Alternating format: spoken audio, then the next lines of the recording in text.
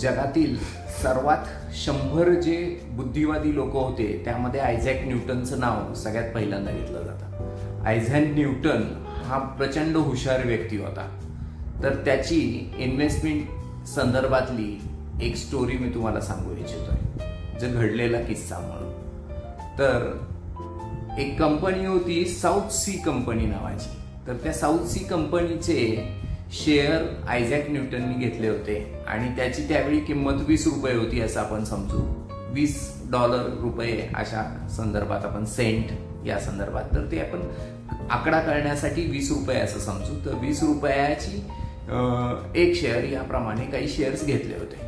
ज्यावेळी त्या 20ची किंमत 100 रुपये झाली ना मित्रांनो, त्यावेळी आयझॅक न्यूटनला वाटलं की मी अरे 5 पट पैसे कमवलेत आणि त्यांनी ते विकून टाकले।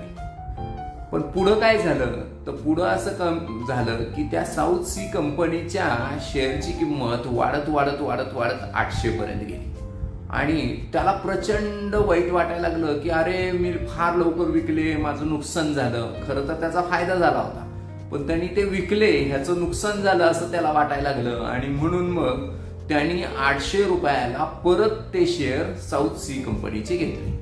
आणि साऊथ सी कंपनीचे ज्यावेळी त्यांनी 800 रुपयाला शेअर घेतले, त्यानंतर पुढच्या 6 महिन्यामध्ये त्या शेअरची किंमत परत कमी कमी कमी होत येऊन 20 रुपयाला आली।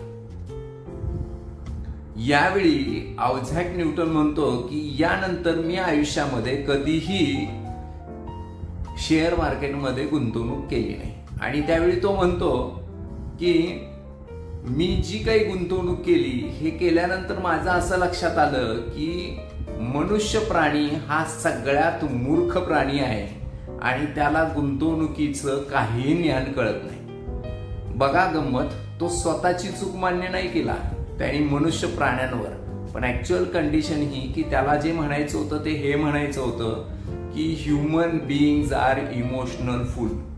ते इमोशनली निर्णय घेतात। गुंतवणुकीच्या बाबतीतही सेम कंडिशन आहे आणि इतर ठिकाणीही सेम कंडिशन आहे।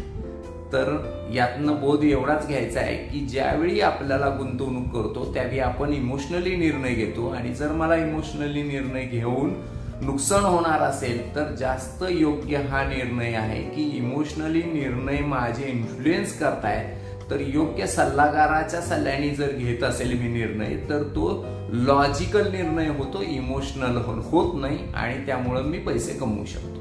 थँक्यू।